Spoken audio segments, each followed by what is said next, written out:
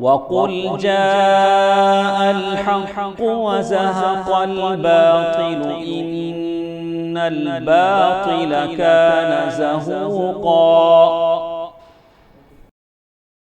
إن الحمد لله نحمده ونستعينه ونستغفره ونعوذ بالله من شرور أنفسنا ومن سيئات أعمالنا من يهده الله فلا مضل له ومن يضلل فلا هادي له وأشهد أن لا إله إلا الله وأشهد أن محمدًا عبده ورسوله أرسله بالحق بشيرا ونذيرا أما بعد فإن خير الحديث كتاب الله وخير الهدي هدي محمد صلى الله عليه وسلم فإن خير الأمور عوازمها وشر الأمور محدثاتها وكل محدثة بدعة وكل بدعة ضلالة وكل ضلالة في النار فأعوذ بالله من الشيطان الرجيم بسم الله الرحمن الرحيم إن الذين هم من خشية ربهم مشفقون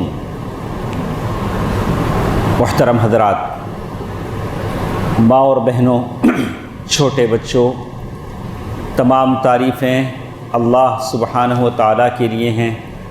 اسی لیے جب بھی جمعہ ہوتا ہے، خطیب ممبر پر کھڑے ہوتے ہیں تو خطبے کا آغاز انہی کلمات سے شروع کرتے ہیں، ان الحمد للہ، ساری حمد و ثنا صرف اور صرف اللہ تعالیٰ کے لیے، جو ہم سب کا خالق ہے، ہم کو پیدا کیا ہے، مالک ہے۔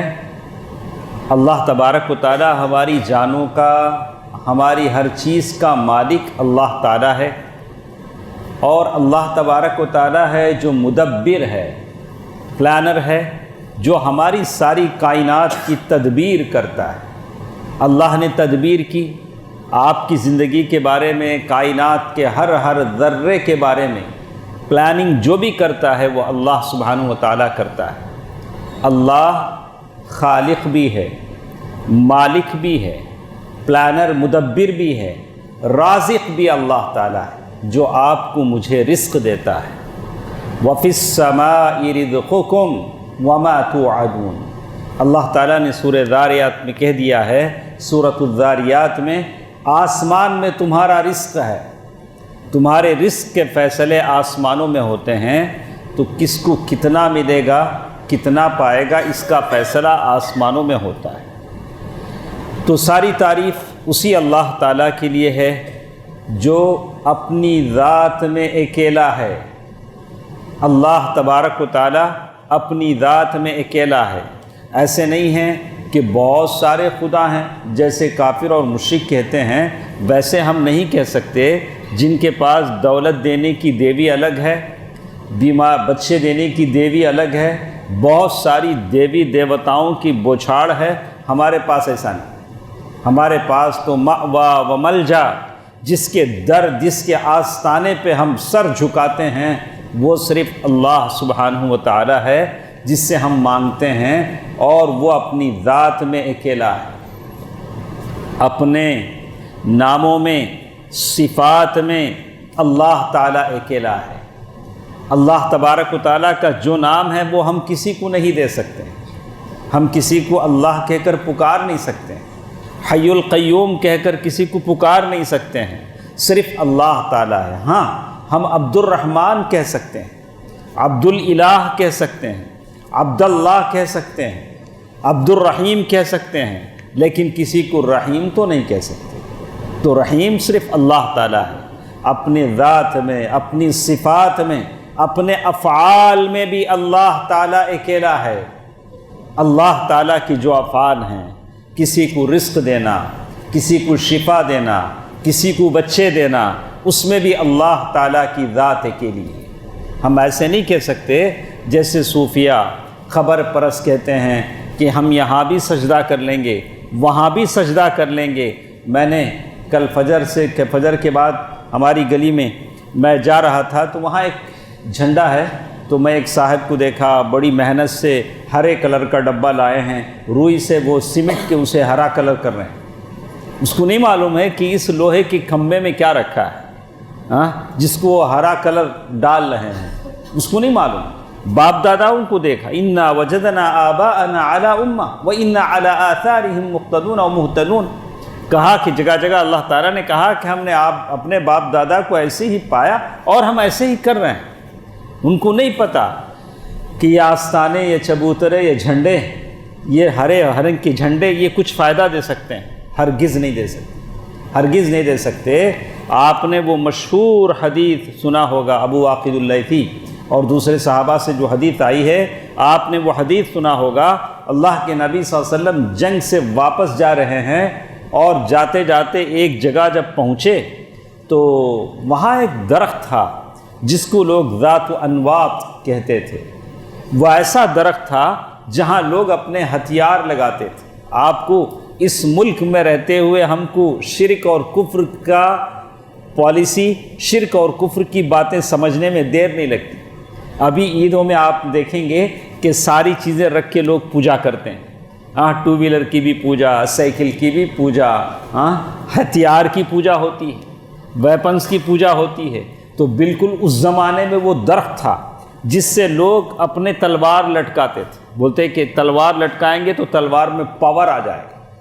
جیسے آج کل ہمارے سینٹرل کے پاس ادھر ادھر بہت سارے مندر ہیں، گاڑی ٹھہرا کے پوجا کر لیں گے تو گاڑی میں پاور آ جائے گا، کتنے 100 ہارس پاور بڑھ جائے گا بولا کہ، اور گاڑی کو کوئی حادثہ نہیں آئے گا، بڑا باڈی گارڈ ہے، باڈی گارڈ مندر سے ہم پوجا کروا رہے ہیں۔ تو یہی وہ زمانے کی باتیں ہوتی تھیں۔ اللہ کے نبی صلی اللہ علیہ وسلم کے زمانے میں جیسے ہوتا تھا، انہوں نے کہا کہ اللہ کے نبی صلی اللہ علیہ وسلم یہ مشرکوں کا یہ درخت ہے جس سے وہ لوگ اپنے ویپنس لٹکاتے ہیں، آپ بھی ہمارے لیے ایسا کوئی درخت بنا دیجئے نا، ہمارے لیے آپ بھی کوئی ایسا درخت یہ کر دیں، ہم بھی اپنے تلوار لٹکا لیں۔ اجعل لنا ذات انواط کما لهم ذات انواط، اللہ کے نبی صلی اللہ علیہ وسلم ہمارے لیے بھی آپ ایسا درخت بنا دیں۔ یہ کون کہا؟ جو بزرگ صحابہ تھے، جو زمانہ ہوئے اسلام ہوئے، ان لوگوں نے نہیں کہا۔ جو نئے نئے مسلمان ہوئے تھے انہوں نے یہ ساری باتیں کہیں۔ جیسے آپ نے ابھی دیکھا ہوگا، جو لوگ پکے مسلمان ہیں، جو اسلام کو کچھ جانتے ہیں، اسلام کی تعلیمات سے وابستہ ہیں، وہ یہ سارے رسم و رواج نہیں کرتے ہیں، چاہے وہ شادی کی رسمیں ہوں، تیل کی رسم، ہلدی کی رسم، مرچی کی رسم، یہ لوگ کون کرتے ہیں؟ یہ جاہل لوگ ہی کرتے ہیں۔ تو میں ان سے گستاخی معاف ہو تو کہوں گا کہ آپ اپنے گلے میں پلیٹ لگا لیں، جیسے نمبر پلیٹ ہوتا ہے کہ میں جاہل ہوں، تبھی تو میں یہ تیل دال کی رسم کرتا ہوں۔ تو اور اس سے دوش دیتے ہیں کہ ہماری روایات ہیں، کیا بولتے ہیں، ہمارے بڑے لوگوں سے چلتے آتا ہے۔ یہی بات تو کفار مکہ بھی کہا کرتے، انا وجدنا آباءنا، ہم نے اپنے باپ دادا کو ایسے پایا، اسی روش پر ہم چل رہے ہیں۔ یہ کیسی شرم کرنے والی بات ہے کہ جس معاشرے میں ہم بستے ہیں وہاں غیر مسلم یہ ساری رسمیں کرتے ہیں، اور ہم تو کلمہ گو مسلمان ہیں، ہم 5 وقتہ نمازی ہیں، ہم اللہ پر یقین اور توکل رکھتے ہیں، نبی کی اتباع کا دعویٰ بھی کرتے ہیں، ہم کیسے ان رسم و رواج میں پڑ جائیں؟ کبھی ہلدی، کبھی تیل، کبھی دال، پتہ نہیں کیا کیا نام انہوں نے رکھے ہیں، کیسے اس میں ہم پڑ جائیں؟ اور اللہ، یہ تو جاہل نادان تو کرتے ہیں، کبھی اچھے اچھے بھی اس میدان میں کود پڑتے ہیں، ہم بھی کیا پیچھے ہیں؟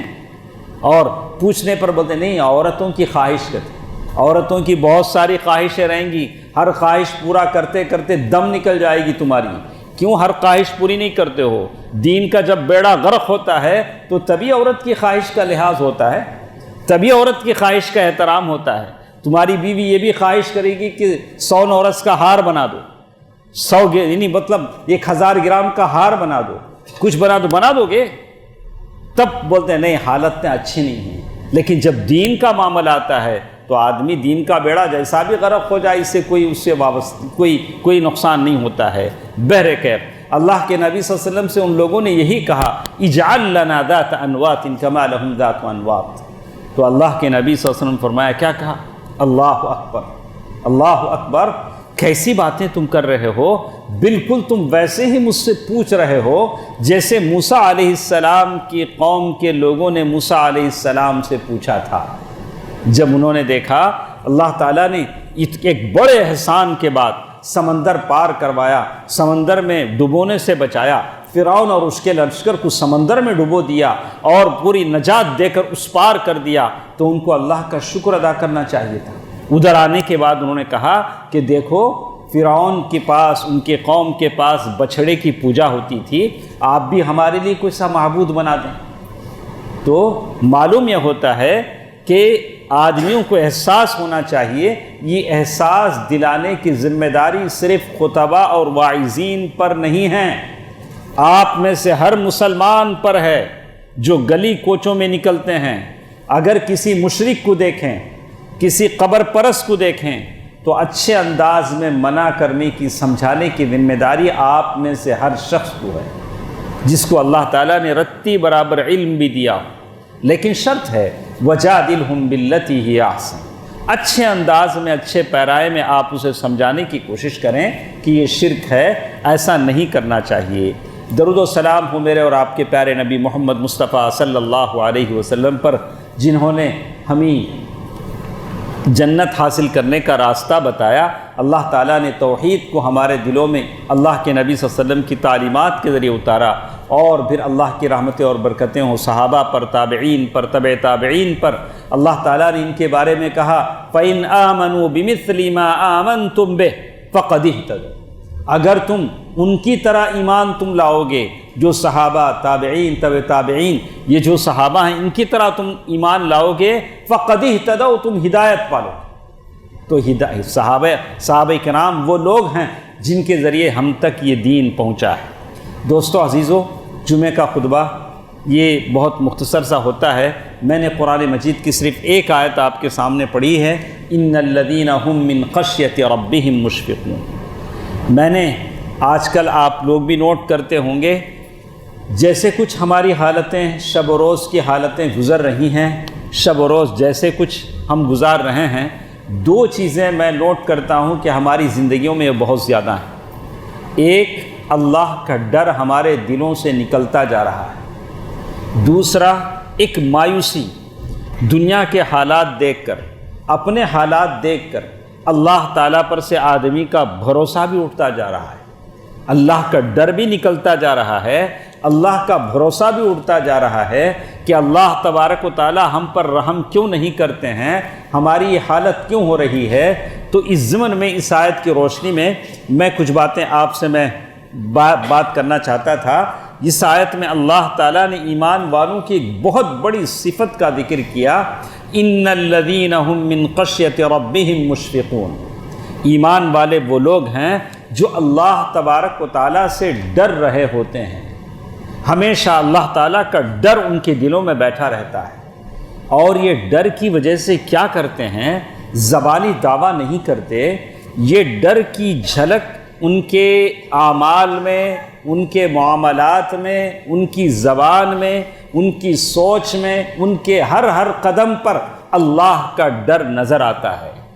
وہ کسی سے معاملہ کرتے ہیں تو اللہ کے ڈر کا لحاظ کرتے ہیں، جب کبھی زبان سے کوئی لفظ بولتے ہیں تو اللہ کے ڈر کا انہیں احساس ہوتا ہے کہ ایک دن آ جائے گا یہ دنیا ختم ہو جائے گی، چاہے 80 برس کے ہوں، چاہے 20 برس کے ہوں، ایک دن ہم لوگ ختم ہو جائیں گے۔ اللہ تبارک و تعالیٰ کے پاس ہم کو جواب اللہ تبارک و تعالیٰ کے پاس ہم کو جواب دینا پڑے گا، اللہ تعالیٰ کے پاس ہم جائیں گے، اللہ تبارک و تعالیٰ ان تمام باتوں کے بارے میں پوچھے گا۔ کم از کم اتنا تو خیال آدمی کو ہونا چاہیے، تب جا کر وہ اللہ تبارک و تعالیٰ سے کما حقہ ڈرتا ہے۔ اسی لیے کہتے ہیں کہ ایمان والوں کی جہاں یہ صفت بیان کی گئی، دو بڑی عبادتوں کا ذکر کیا گیا جو انسانوں کے ساتھ وابستہ ہیں، ایک اللہ اور اس کے رسول کی دین کی محبت، دوسرا آدمی کے دل میں اللہ تعالیٰ کا ڈر۔ یہ دونوں چیزیں ہونی چاہیے۔ آپ اللہ اور اس کے رسول سے، اس کے دین سے محبت بھی کریں، اور ایک اللہ تعالیٰ کا ڈر بھی آپ کے دل میں ہو۔ یہ دونوں چیزیں ہوں اور بالکل اس میں بیلنس بھی ہو۔ اتنا نہیں کہ آپ بس صرف اللہ اور اس کے رسول کی محبت کا دعویٰ کرتے رہیں اور اللہ کا ڈر نہ ہو، یا اللہ تعالیٰ کا ڈر ہو اور محبت نہ ہو، دونوں چیزیں ہوں، لیکن مرنے سے پہلے جب سکرات کی حالت ہو تو آدمی پر ڈر کا غلبہ زیادہ ہو جاتا ہے، یہ کہ کچھ دیر کے بعد اس کی سانس اکھڑ جائے گی، لوگ قبرستان لے جائیں گے، قبر میں ڈال دیں گے جہاں ان کا اپنا کوئی نہیں ہوگا، قبر کے بہت سارے مراحل ہوں گے، حشر ہوگا، نشر ہوگا، حساب و کتاب ہوگا، تطائر الصحف ہوگا، پل صراط ہوگا اور میزان نام اعمال دیے جائیں گے، یہ سارے مراحل ہوں گے تو انسان ڈرتا ہے۔ میرے بھائیوں اور بہنوں، آپ تمام سے مجھے یہ کہنے کہ یہ دو چیزیں ہیں جس پر آپ غور کریں، اپنے دل پر ہاتھ رکھ کر سوچیں کہ میرے دل میں اللہ تعالیٰ کا کتنا ڈر ہے۔ اللہ کا ڈر کا مطلب اللہ کی جہنم کا ڈر، وہ جہنم جو اللہ تعالیٰ نے کافروں کے لیے، منافقوں کے لیے، مشرکین کے لیے، آل فرعون اور اس کے ساتھیوں کے لیے، ابو لہب اور اس کی بیوی حمالۃ الحطب، ان جیسے لوگوں کے لیے اللہ تعالیٰ نے جہنم تیار کر رکھی۔ یہ جہنم ہے جو بہت کشادگی کے ساتھ اللہ نے بنائی ہے۔ اللہ کے نبی صلی اللہ علیہ وسلم نے بتایا، صحابہ کرام فرماتے ہیں کہ ہم بیٹھے تھے، اچانک ہم نے آواز سنی تو اللہ کے نبی صلی اللہ علیہ وسلم فرمایا کہ پتہ نہیں 70 سال 700 سال پہلے ایک پتھر جہنم میں پھینکا گیا تھا، آج وہ اپنی بلند گہرائی کو پہنچا ہے۔ کتنا ڈوغن وہ جہنم ہوگا۔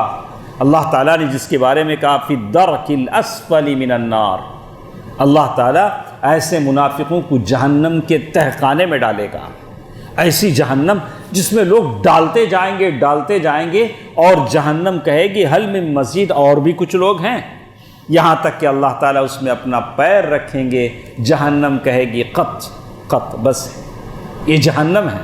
الف زمام، جہاں جب لائی جائے گی کہ 70,000 لگاموں کے ساتھ کھینچ کر اس جہنم کو لایا جائے گا۔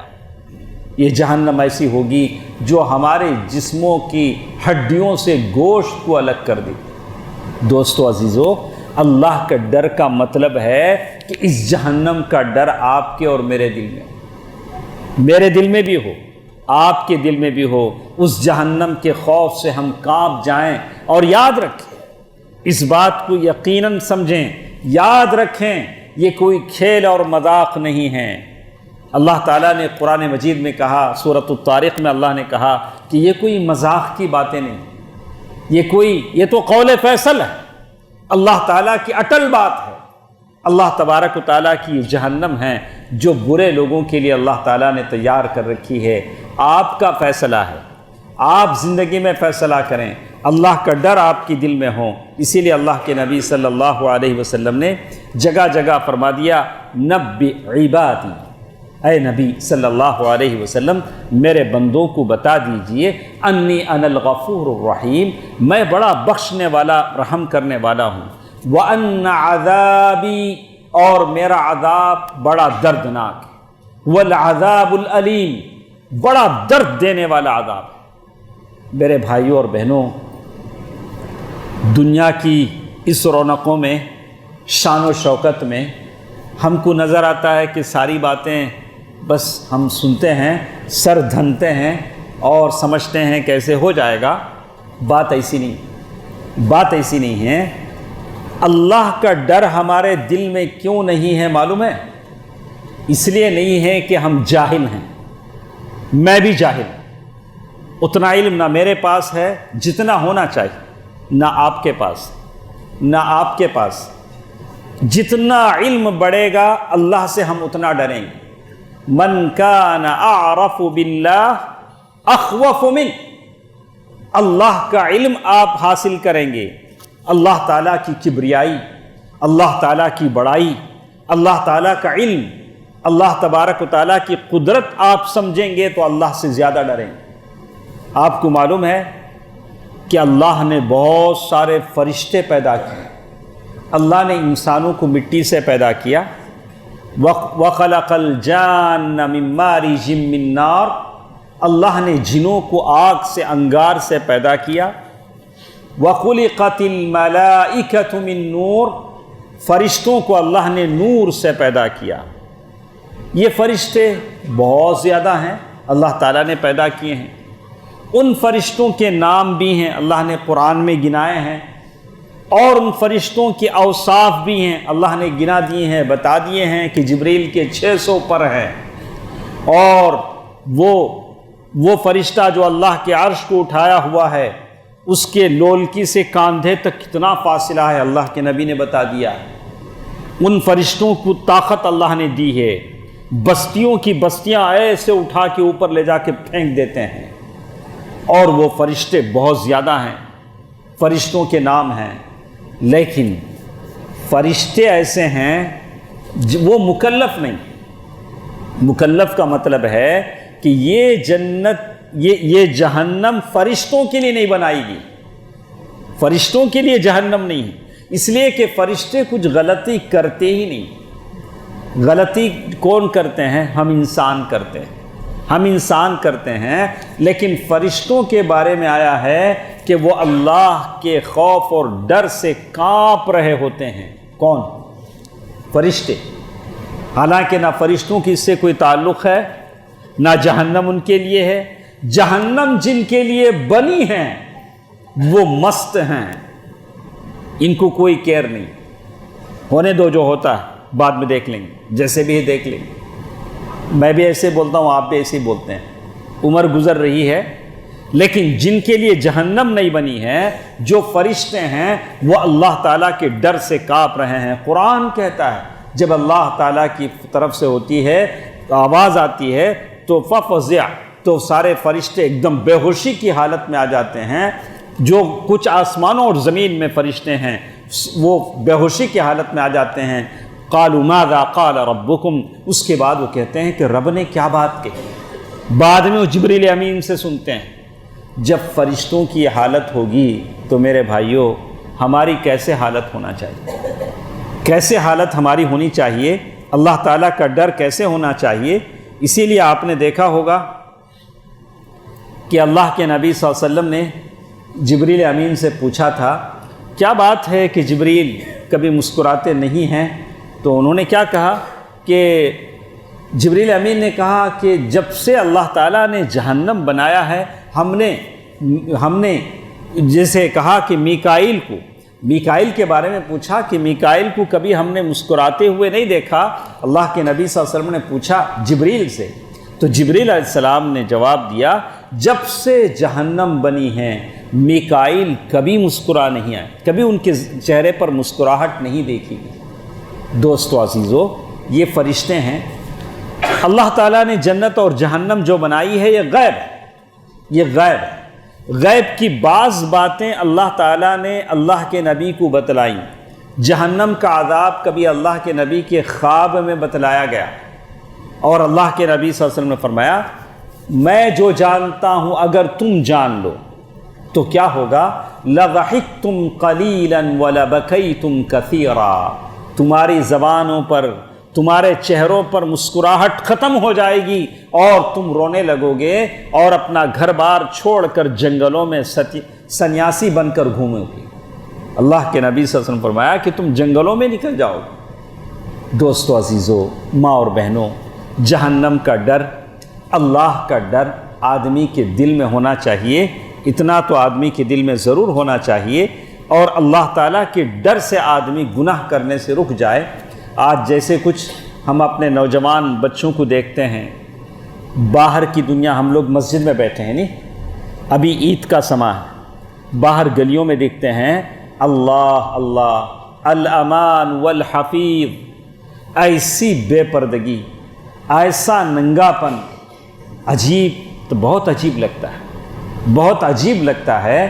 عزت کی یعنی عزت کا دامن تار تار ہو چکا ہے، اور اللہ تعالیٰ سے دعا کرتے ہیں کہ اللہ تعالیٰ جو نوجوان ہیں، جو لوگ ہیں، اللہ تعالیٰ انہیں صبر اور انہیں حوصلہ عطا فرمائے کہ وہ اپنی نگاہوں کو نیچے رکھیں۔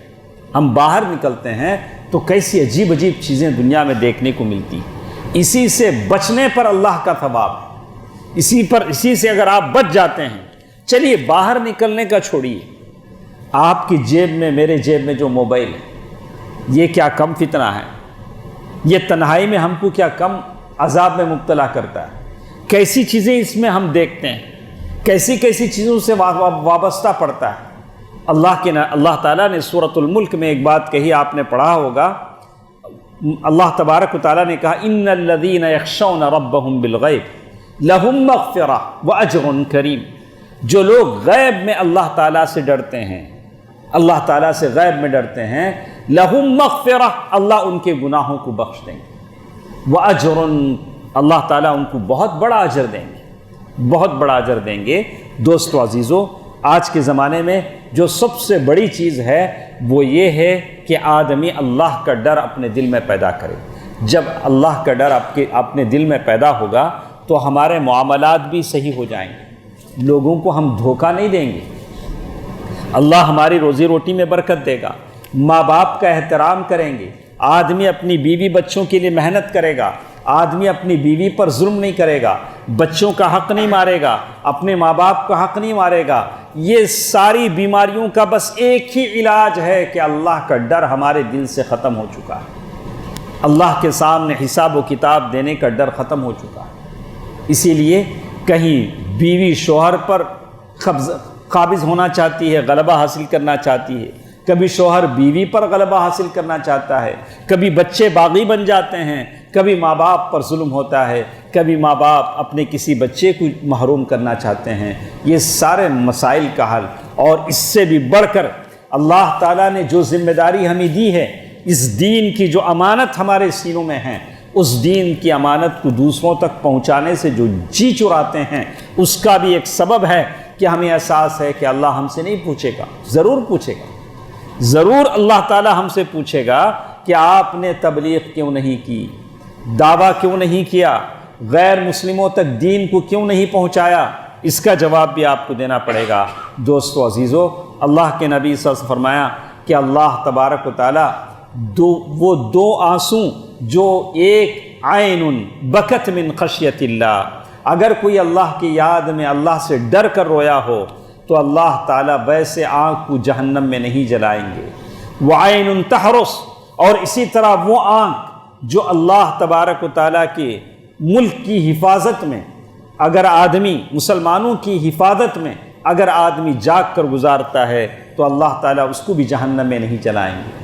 کبھی آپ کو فکر ہو کہ مسلم قوم کے لیے آپ کچھ محنت کریں، ان کی ترقی کے لیے کوشش کریں، ان کی سوچ میں کچھ دیر آپ بیٹھیں، ان کے لیے کسی طرح کی کوئی منصوبہ بندی کریں کہ ان کو ترقی دے سکیں، ان کی بیماریوں کے علاج کا کوئی ذریعہ بن سکے، یا ان کے لیے تندرستی کا کوئی، خوشحالی کا کوئی ذریعہ بن سکے، تو اللہ تعالیٰ آپ کو بھی جنت کی خوشخبری آپ کے لیے بھی، اس حدیث میں جنت کی خوشخبری آپ کے لیے بھی ہے۔ تو دوستو عزیزو، ماں اور بہنوں، ساری بات کا خلاصہ یہ ہے، اللہ کے نبی صلی اللہ علیہ وسلم نے حدیث میں کہا لا یلج النار، لا یلج الرجل، یعنی ایسا آدمی جہنم میں داخل نہیں ہوگا جو اللہ تعالیٰ کی یاد میں کبھی رویا ہو جب تک کہ دودھ تھن میں واپس نہیں چلا جاتا۔ تو ظاہر ہے ایک مرتبہ دودھ تھن سے نکلنے کے بعد واپس نہیں جائے گا، ویسے ہی اللہ سے ڈر کر رونے والا کبھی دوبارہ جہنم میں اللہ تعالیٰ اس کو داخل نہیں کریں گے۔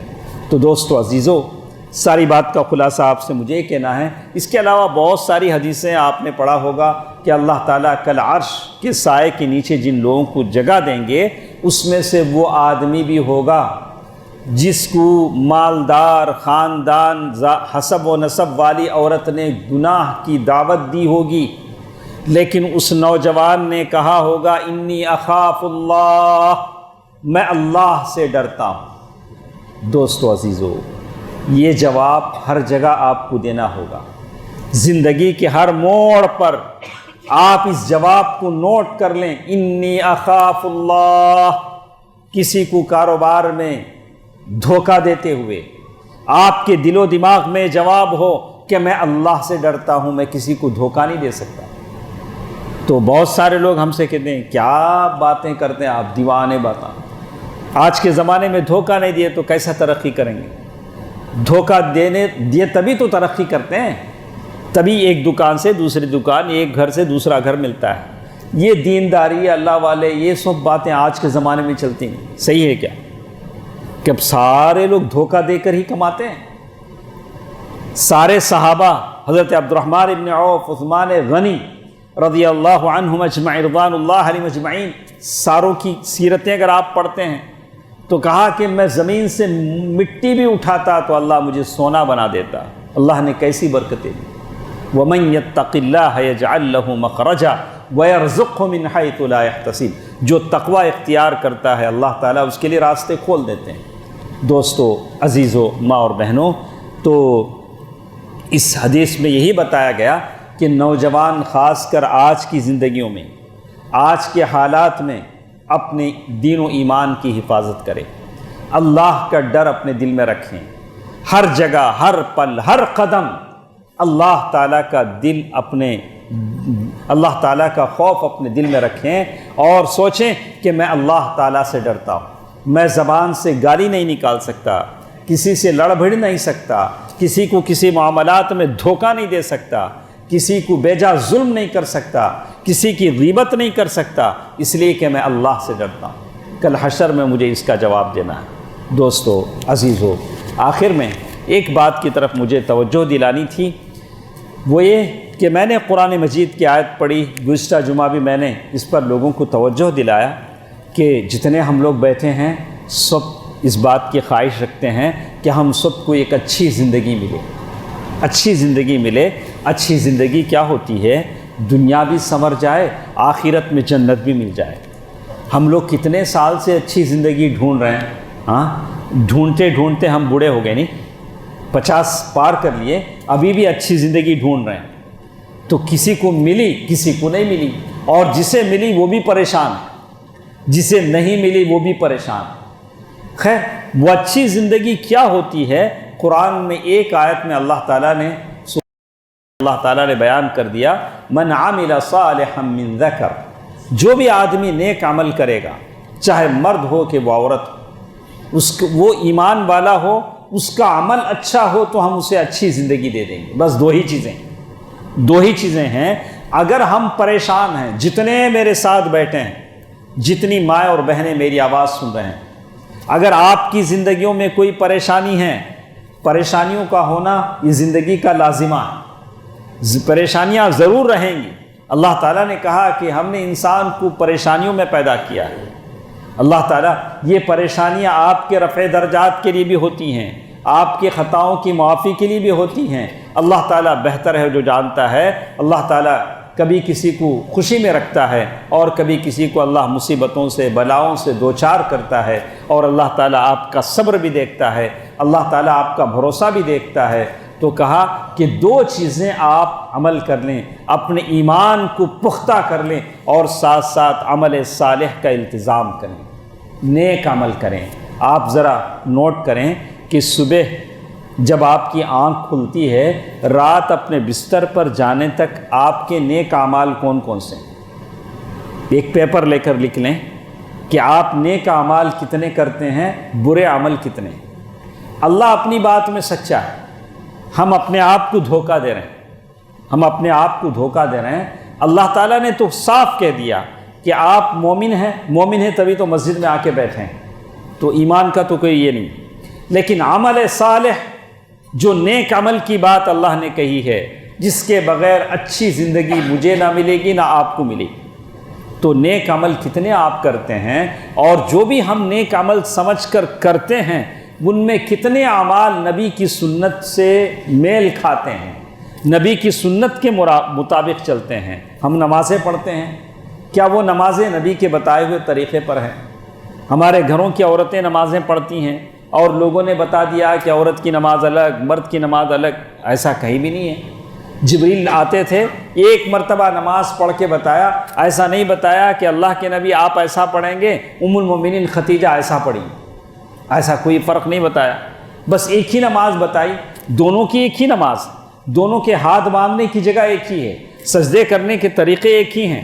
تو ہم یہ سوچیں کہ ہمارا جو عمل ہے وہ عمل کتنا سنت کے مطابق ہے، کتنا سنت سے الگ ہے۔ تو میں سارے بھائیوں بہنوں سے کہوں گا کہ اپنے ایک ایک عمل کی جانچ کریں۔ مجھے کبھی بڑا تعجب ہوتا ہے، سوچتا بھی ہوں، کبھی جاتا ہوں تو ایک نمازی دوسرے نمازی کے بیچ میں اتنا ڈسٹنس رہتا ہے، ٹخنے سے ٹخنا لگانے کو تیار نہیں، کندھے سے کندھا لگانے کو تیار نہیں، مسجدیں بھری ہیں، پھر یہ نمازیں کیسے قبول ہوں گی؟ میں ایک تلنگانہ کے ایک مولوی صاحب کا واعظ دیکھا، کسی نے بھیجا، تو اس میں دیکھا وہ مذاق کر رہے ہیں حدیث کا، وہ کیا کی ٹیچنگ کرتے، ٹیچنگ، نماز میں کھڑ کو ٹیچنگ کرنا گئے، انہوں کیا وہ حدیث کی اس کو کیا انہوں نے مذاق اڑایا۔ اگر جن کو ہم مولوی اور مفتی کہتے ہیں وہ جب حدیث کا ایسا مذاق اڑائے، جبکہ نبی صلی اللہ علیہ وسلم نے کہا کہ تراسو، یعنی صفوں میں مل مل کر کھڑو، ٹخنے سے ٹخنا لگاؤ، بیچ میں خالی جگہ نہ چھوڑو، شیطان ویسے گھستا ہے جیسے بکری کا بچہ گھستا ہے، ایسی صفیں تم باندھو گے تو تمہارے دلوں میں اللہ تعالیٰ نفرتیں ڈال دے گا، دشمنیاں ڈال دے گا۔ نبی نے اتنی باتیں کہیں اور یہ لوگ مذاق کرتے ہیں، نبی کی سنتوں کا مذاق کرتے ہیں۔ تو میں سارے بھائیوں سے کہوں گا کہ ہم اپنی زندگی کا موازنہ یہ کریں، دیکھیں کہ صبح سے شام تک کتنے اعمال ہمارے اچھے ہیں، تاکہ اللہ تعالیٰ کی رحمت ہم تمام پر اترے۔ اللہ تعالیٰ سے دعا ہے کہ اللہ تعالیٰ جتنے پریشان ہیں ان کی پریشانیوں کو دور فرمائے۔ اے الہ العالمین، ہماری ان مجلسوں میں آواز سننے والوں میں جتنے بیمار ہیں انہیں شفائے کلیہ عطا فرما، شفائے عاجلہ عطا فرما۔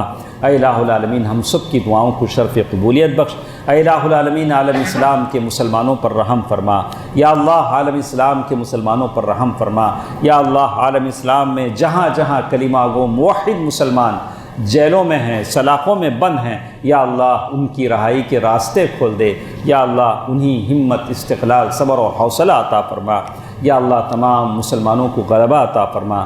یا اللہ ہمارے وہ تمام لوگ جو دنیا سے جا چکے ہیں ان کی بخشش فرما دے، ان کی مغفرت فرما دے، ان کی قبروں میں جنت کی کھڑکیاں کھول دے۔ آمین۔ صدق اللہ العلی العظیم ونفعنی وإياكم بالآیات والذکر الحکیم۔ انہ تعالی جواد ملک کریم والرؤوف الرحیم۔